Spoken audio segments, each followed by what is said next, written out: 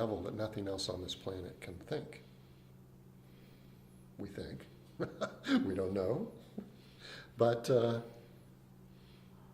this is about trying to understand life beyond what you can see, beyond what seems to be obvious on the surface.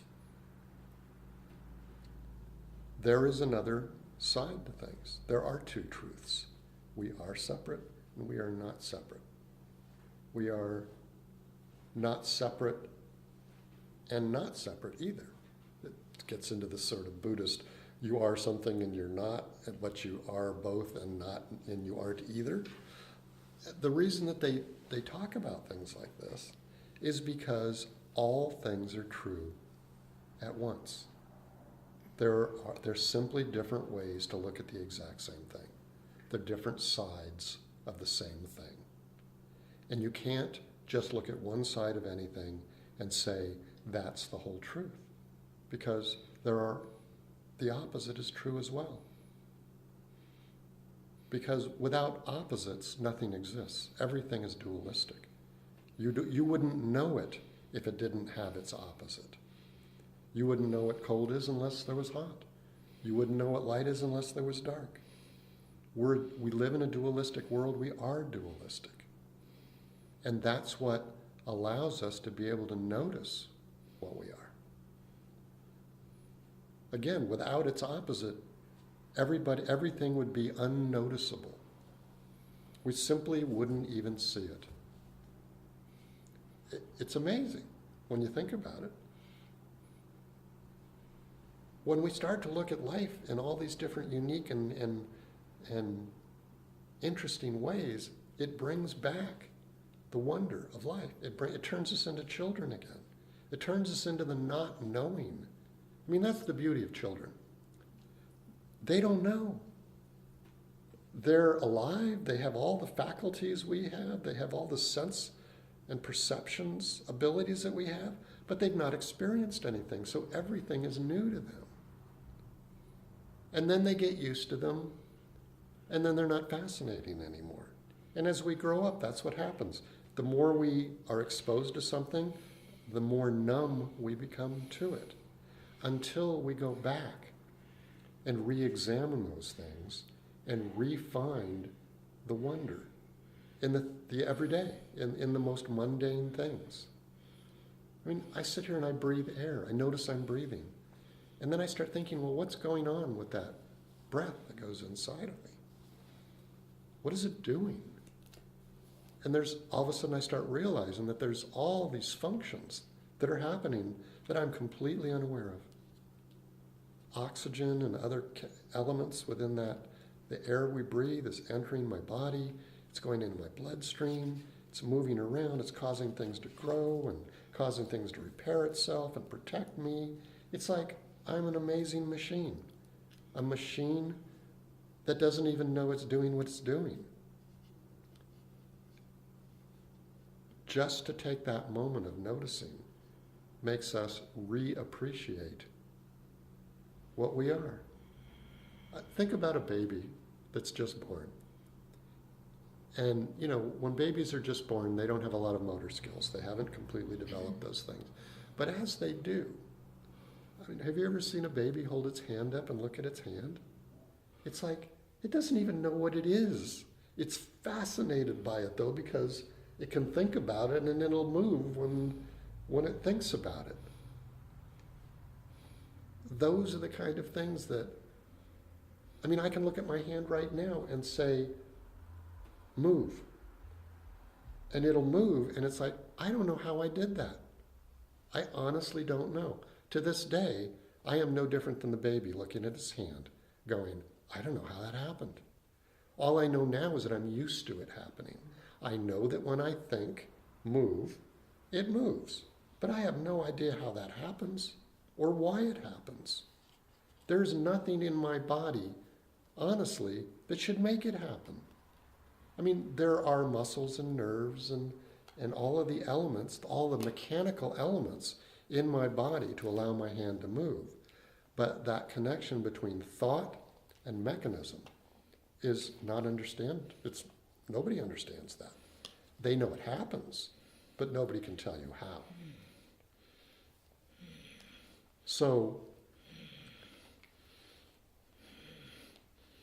when we take that idea, that wonderment of what we see and how we react, and take that out beyond ourselves to reconnect with the world around us, to reestablish a wonder about all the other things in life,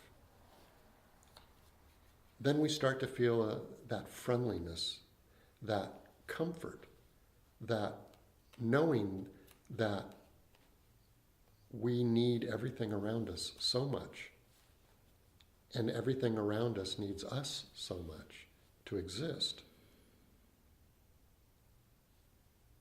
that in a lot of the Eastern traditions, they talk about the fact that there are no others. And what they mean by that, I mean, when you hear that you go, that's silly, that person, there's someone else, there's another over there. But what they're trying to touch upon, what they're trying to get you to see and to experience is the fact that we are so connected, so interrelated, that we don't stop at our skin level. We're part of everything around us, and we influence people. I can sit in a chair and look at a person across the room and smile at them, and they'll smile back. In a funny way, I made them do something. In an odd way. I had an influence on them. I shouldn't. There's no connection between us.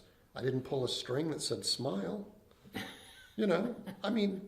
But so we have this ability to interact with things without physical touch, without some concrete way that, one thing is connected to another. It's as if, and this is really hard to understand or for me to explain, but I have a true sense of it. But it's like we don't stop at our skin. We're connected. It's like everything in the world is one thing. It's like putting drops of paint, colored paint, into a bucket of white paint. It's all paint.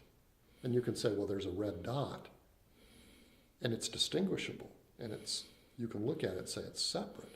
But in reality, it's paint. It's only because it's a different color that you see the separation. If you dropped a drop of white paint into a bucket of white paint, you'd say it disappeared. So in a sense, sometimes I get this feeling when I move that everything is moving with me. That as I move my hand out or turn my head, it's like everything is moving with me. And that on all these different levels, there's connection. Emotionally, spiritually, mentally.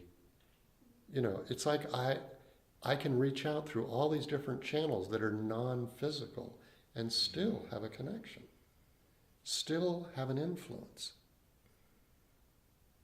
So even though I can't see that connection, I know it's there because I see the result of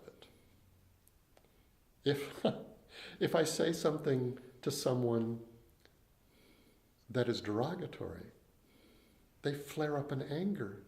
That to me is amazing. that I could say something. It's as if I physically hit them. They take my words as a physical assault and they get angry. They care enough about what I think that they get angry about what I say. Why would they do that? They don't know me. They don't respect me. They know nothing about me. I'm talking about, between two strangers. You walk up to a stranger and insult their mother, they're going to flare up. And yet, why don't they just ignore you?